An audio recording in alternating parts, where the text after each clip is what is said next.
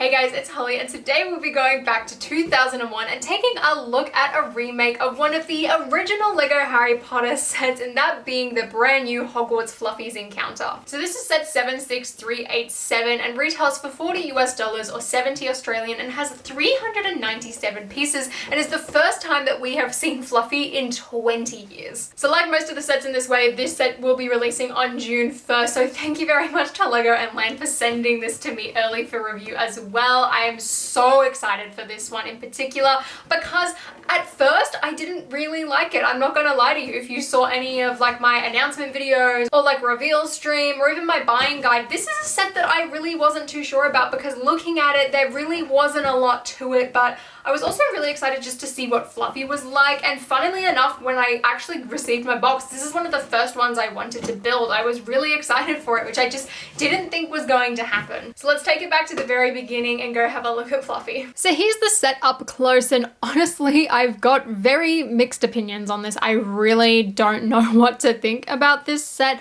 but before I go into why, let's firstly have a look at our 4 minifigures. So first up, as always, we have Harry, and he has this brand new Gryffindor robe piece, which I really like. It is different to the ones in the CMF series, and this is the closed variant. But I mean, overall, there's nothing too different or special about this figure, but personally, I really like these robe prints over the jumpers. I find them more movie accurate and just more interesting overall, so I'm glad to see that here. As always as well, Harry does have his double-sided face with his scared expression. Next up, we have Ron, who just like Harry is pretty much the same as most of his other variants. However, he also does have a brand new print, which is actually different to Harry's as his robe is open this time. And fun fact, the lines on the robe actually do match up with those mid-leg kind of robe printings from the original CMF. Just in case you want to reuse some of these torsos and swap them around, they do end up matching up really nicely, which is a detail that I personally really appreciate from LEGO. And then as always, Ron also has his scared expression. Next up, we have Hermione, and she has the exact same torso as Harry and then reuses all of her typical regular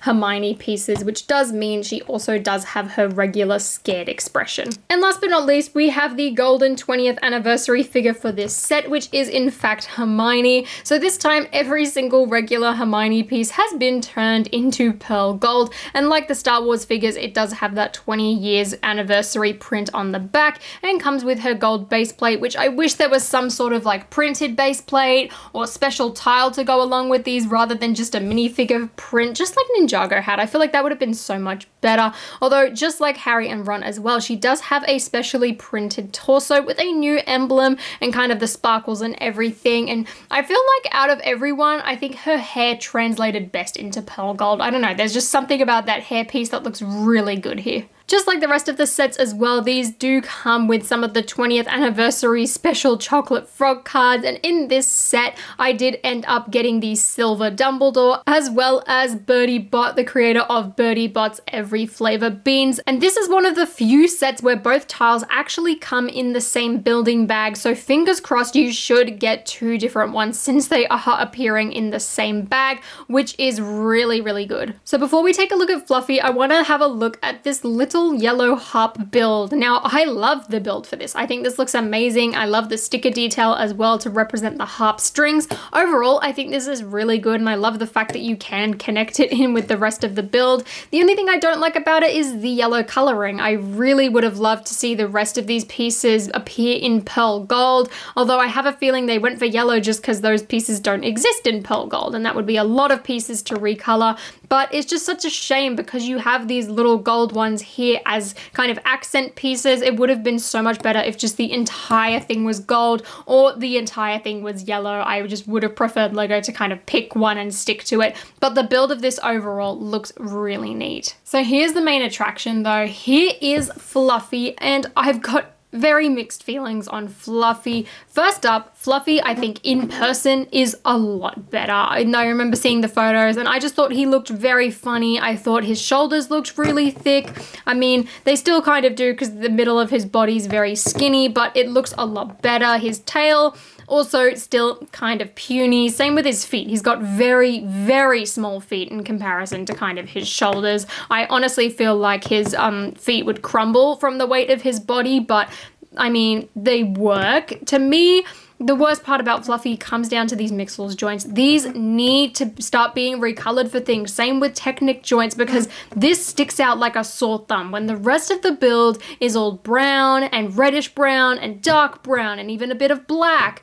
These joints need to be recolored. Even if it was to black, I feel like that would get a lot of use out of it rather than a brown, and still would have looked better with the overall build of Fluffy. And to see them just not do that, it really brings the quality of this set down, unfortunately. And just, it's such a shame, because I feel like that would have really kind of made Fluffy look a bit better. It would have been easier, I think, to excuse like the tiny tail and the tiny feet, and even just the fact that one of the heads is half asleep and kind of angry, which we'll get to. So overall, I love the molding of the Fluffy heads. I think they're fantastic. They are hollow underneath, so I mean, you wouldn't want to put this too high up on a shelf or you're going to see that, but from up above, it looks really good, and the printing on them as well looks incredible. I love the angry one specifically. I think he looks great, and then the sleeping one is drooling a little bit, which is pretty cute, but this one in the middle, it's very confusing. He's got kind of a half growling face, which looks great, but then one of his eyes is asleep and one of them's awake, which is actually supposed to be a play feature. So you can have it this way, have it all angry, he's awake, and then you can rotate him and he looks like he's sleeping, which I get it. It's all right, and I know it would have been too much as well to ask for a different alternating head to put in this set, but you know, it makes me want to go and buy another set or another one of these heads off Bricklink, or hopefully they pop up on Bricks and Pieces, but probably not.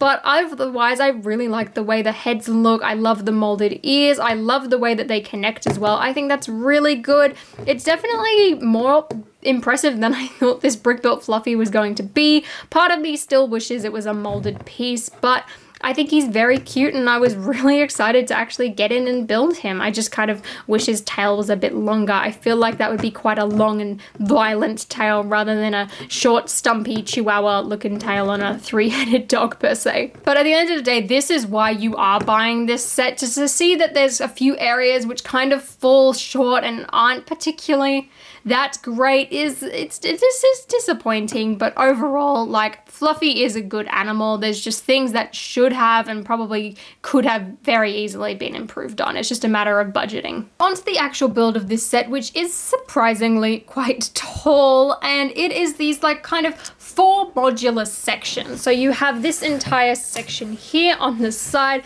then you have this bit at the bottom, then you have kind of this little bit here, which is a balcony, as well as the roof. And I love this modular system straight up. Like, I think it's genius. I really like the style of it. I love how you can swap it around and add all the other sets to it. But in this particular set's case, it gives you some really kind of weird options, which I feel like make sense for one section, but don't for another. And either way, I feel like you can't really win with this set. First up, you had kind of that main option, which means that you've got like Fluffy's little chamber here where you'd put him with the trapdoor, but then if it's on the floor, then the trapdoor doesn't really go anywhere, which is a shame because this section here is the devil snare, or devil snare, I should say. It's pretty pathetic, but that's where they're supposed to fall into, which in the movie should be directly underneath like this. But then when you do that, you've then got this little balcony section on the floor, which to me is confusing because you've got rocks next to a balcony. Usually balconies are quite high up,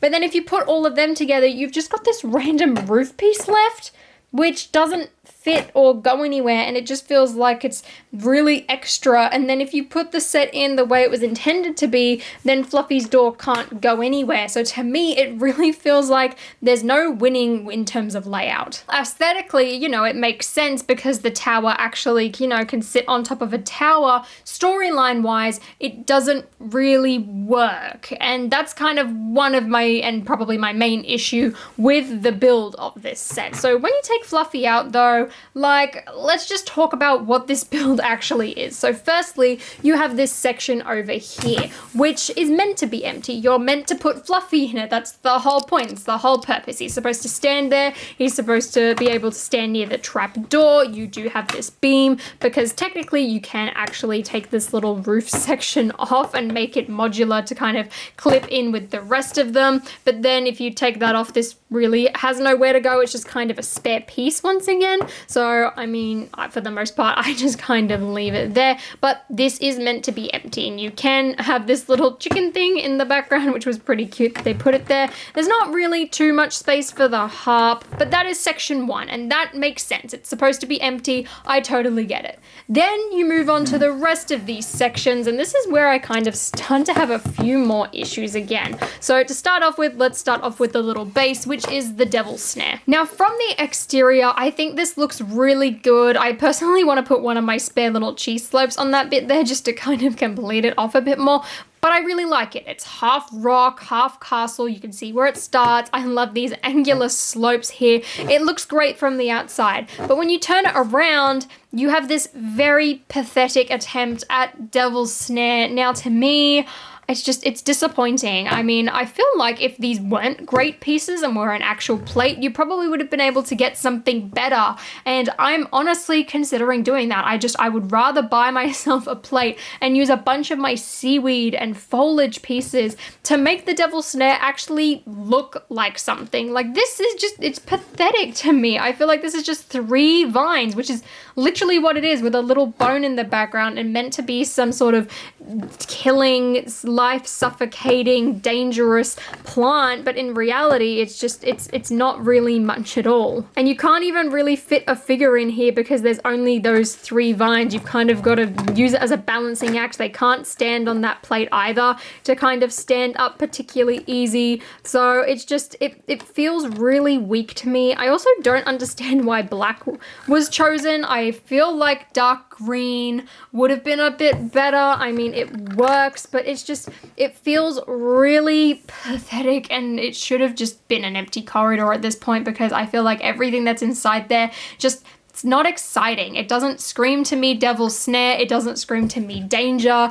And that's the whole point of this section of the build. But from the exterior, I have to applaud it. I really love the design of this. I think it looks really neat and would look great stacked up against the rest of the castle. Moving on to the second floor, and once again, I love the exterior of this. I love the little cone pieces on the top, the golden fence. Once again, you've got the slope pieces at the top. I think it looks really slick. I love how these little archway pieces are there as well to kind of keep it in the theme with the sets this year. I really like it. The only problem I have with this one is that when you kind of build it one way, this balcony is then on the floor. Besides that, I think it's a really great piece. It's just kind of like a filler area. There's not much going on here, but that's fine. But then again, after the kind of disappointment, I guess, at the Devil's Snare level, it kind of feels like something needs to be here to make up for what, you know, wasn't in that level. And then lastly, you have the roof where there is a runes classroom, and I like it, but at the same time,